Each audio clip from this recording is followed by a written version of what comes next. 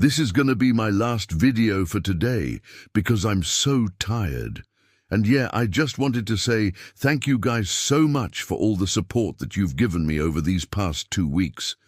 I didn't expect this kind of attention at all when I started this channel, but it's been really fun to see everyone's reactions to everything that I've made so far. Now, before we get into the video, I just want to clarify something. All the names that I mentioned in the previous video are all characters from the Chinese version of Genshin Impact. Some of them have been officially released while others haven't, like Eula and the rest of the characters that were teased in the trailer. Alright, now let's get into it. First up, we have Shenli, who was also featured in the first part of the trailer. In case you haven't seen it yet, I highly recommend that you do because it'll make this section a lot easier to understand. So in the beginning of the video we see Shenli walking through Liyue Harbor with a bottle of wine, and she finds someone to give it to, which makes sense because her vision is Geo, and the Geo element represents stone, earth and metal. So giving someone a bottle of wine would be a very nice gesture since bottles are made out of glass, which can be created from metal, sand and limestone, which is basically stone. Then Shenli walks towards the Jade Chamber. If you don't know what this place is, it's an enormous, luxurious building that floats in the clouds above Liyue Harbor. It's where Guizhong used to live before her disappearance. And if you look closely, you can actually see her statue right behind Shenli. She is one of the Akatsuki's 7 and also the one who gave Shenli her vision. The reason why I'm mentioning this is because in the game files, there's an unused line that suggests that the next owner of the Jadeship after Ganyu is none other than Shenli herself. This could explain why she's walking towards the Jadeship, because maybe she was going to become its new owner, or maybe she already is. Then we see a flashback of Shenli as a child playing with a wooden sword and a wooden shield. The kid that she's fighting alongside is obviously Ganyu, because remember that Guizhong was half Qilin and half human, while Shenli is completely human. So Ganyu must have been the one teaching Shenli how to fight.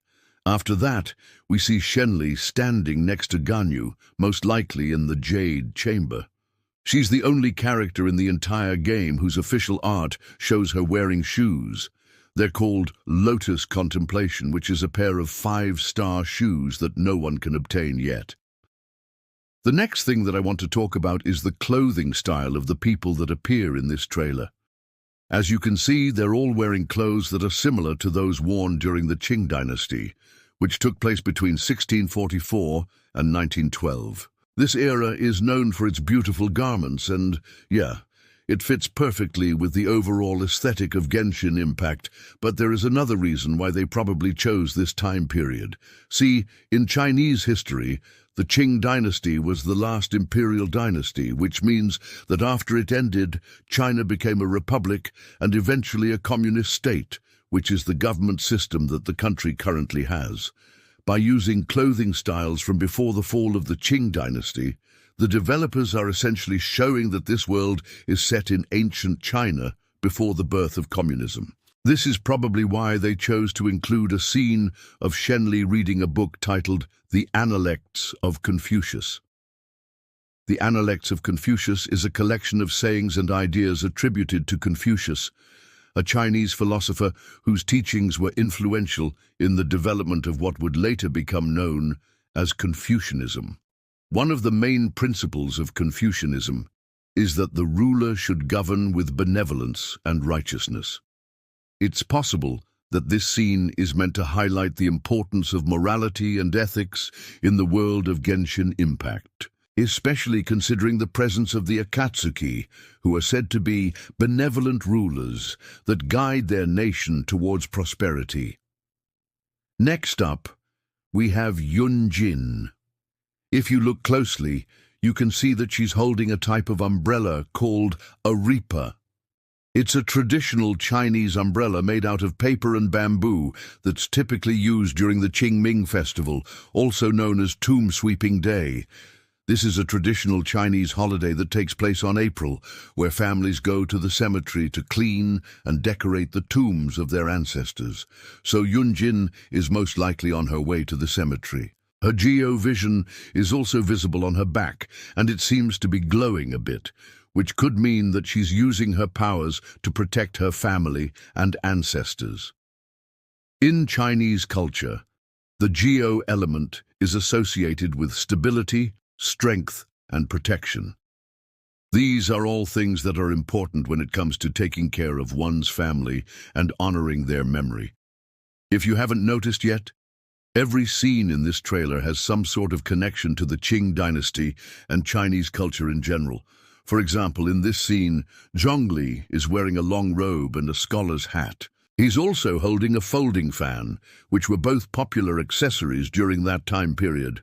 And the buildings in the background are examples of traditional Chinese architecture. This is very fitting for his role as the former god of Liyue, because Liyue is based on Chinese culture. By showing Zhongli in this way, the developers are emphasizing his connection to the history and traditions of his nation. Speaking of Zhongli, he's the one who gave Eula her vision. And like I mentioned before, hers is a Nemo. We still don't know exactly why he did that, but I believe that it has something to do with freedom. You see, when the Geo Archon died and the Liyue Qi took over, many people felt like they had lost their freedom because the new government was too controlling. Eula's vision could be a symbol of the people's desire for independence and autonomy. Also, in Chinese mythology, the anemo element is associated with freedom, change, and the void, which can represent the unknown future of Liyue after the death of the Geo Archon. This scene of Eula holding a sword while standing next to a tree could symbolize her role as the future protector of Liyue. Trees are important symbols in Chinese culture, representing longevity, growth, and strength. By having Eula stand next to a tree, the developers are emphasizing her connection to the land and people of Liyue. Next, we have a brief shot of Dory holding a piece of amber. Now, in case you missed it, this scene plays right after Scaramouche cuts his ties with the Fatui, so this could mean that Dory is the one who convinced him to leave. Remember that Dory is a Dendro character, and the Dendro element is associated with wisdom, knowledge, and growth. These are all things that Scaramouche would need if he wants to start his own nation and become its leader. In fact, during the Unreconciled Stars event, we learn that one of Dory's abilities is to awaken the original inhabitants of Sumeru, which could refer to the ancient Sumerian civilization from which humans gained their wisdom. By showing Dory in this scene, the developers are hinting at her potential role as a mentor and guide to Scaramouche as he navigates the challenges that lie ahead. Next, we have an interesting scene of Paimon and Aether inside a cave. There doesn't seem to be anything particularly special about this place. However, if you look closely at the walls, you can see some strange markings. They look similar to ancient Sumerian cuneiform script, which is one of the earliest forms of writing ever developed. If this is indeed Sumerian script, it could mean that this cave is somehow connected to the ancient civilization of Sumer. Maybe it's a hidden entrance to their underground city, and if that's the case, then it's likely that Paimon was once a resident of Sumeru who was sealed away inside the cave when the cataclysm occurred. That would explain why she knows so much about the history of Teyvat and why she has such a strong connection to the traveler. And finally, we have this mysterious woman who appears in several different scenes throughout the trailer. In the first one, she's standing next to a pillar that has a strange device attached to it. The device looks somewhat similar to the statues of the seven that we've seen in other nations.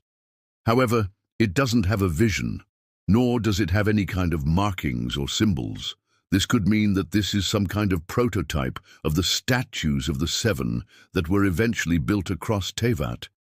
The woman herself is also very interesting.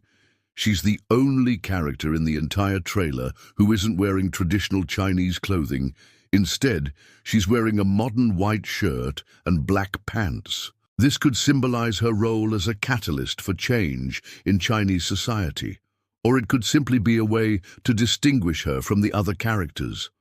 The scene then shifts, and we see her standing in front of a mirror, which could symbolize her vanity and self-absorption. She's not interested in the suffering of others. In Chinese culture, mirrors are often used as a metaphor for self-reflection and introspection. However, this woman seems to be oblivious to her own flaws and weaknesses. In the next scene, she's standing in front of a crowd of people, most likely giving a speech or making an announcement. The people around her seem to be a mix of ancient Chinese citizens and modern humans, which could represent the clash between tradition and modernity in Chinese society.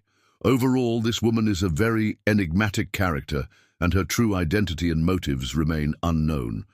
Now, these were just my thoughts on this special program. I'm sure that there are many other details and symbolism that I didn't catch. So please feel free to share your thoughts and theories in the comments below. And if you enjoyed this video, please leave a like and subscribe for more content. Thanks for watching, and see you in the next one.